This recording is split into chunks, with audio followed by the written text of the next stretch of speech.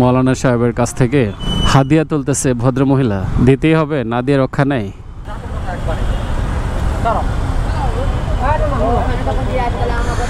জোরাজোরি করতেছে।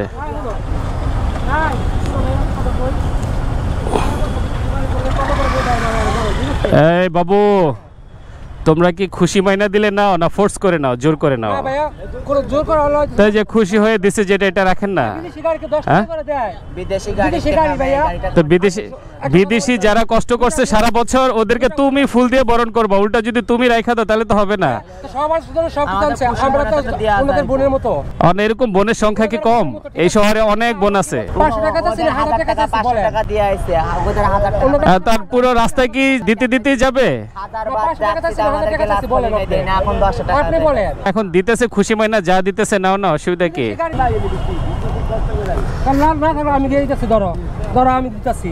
তোমার যদি আমার মতো হিসাব তুমি নামো, আমি দিব তোমারে। দাঁড়াই, মানুষের সাথে খারাপ ব্যবহার করা যাবে না। অনেক মুরব্বী মানুষ, খারাপ ব্যবহার করবো না। দিব তোমারে আমি। আঙ্গল মনে আছে এই যে হাইকোর্ট করছে 42 লাখ টাকা আমরা দিছি, কোন বিদেশিরা দিতে পারে নাই, হিজারাই দিছে। হিজা করে ও কথা আছে দোনে, ঠিক আছে? 100 টাকা দিবা, একটা ডাল ভাত খাবো। 1000 টাকা চাই নাই। আপনি গাড়ির গ্লাসটা লাগান না কেন? রাখেন, এটা রাখেন। এক উপদ্রব, মানুষ আসলে মস্ত বিপদে আছে।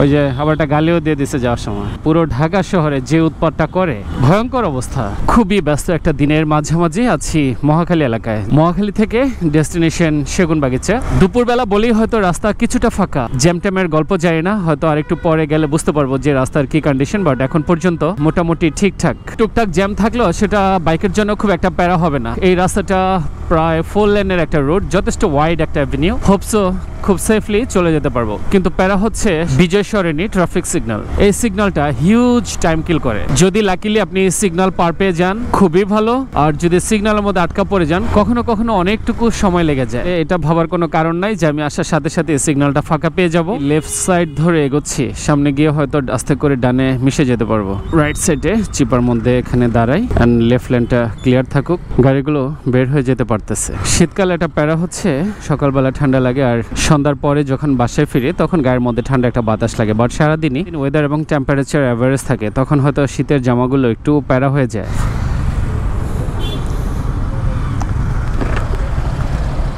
ভালো আছেন ভাই? সিগন্যাল কি ছাড়লো? রমনা সংলগ্ন এই রাস্তাটা আমার খুবই ভালো লাগে, বিশেষ করে দুপাশের এই সবুজায়ন, এই গাছগাছালির জন্য এই রাস্তাটা অনবদ্য। এক কথায় অসাধারণ। বেশ মনে হচ্ছে একটা বাগানের মাঝখান দিয়ে আমি রাইড করতেছি। মৎস্য ভবন সিগন্যাল কি পড়লো নাকি ঠিক বুঝতেছি না, ট্রাফিক পুলিশ নাই। যাই হোক, আপনারা যে যেখানে আছেন, যে অবস্থায় আছেন, প্রত্যেকের জন্য অনেক অনেক শুভকামনা রইল। প্রত্যেকেই ভালো থাকবেন, সুস্থ এবং নিরাপদ থাকবেন। আল্লাহ হাফেজ।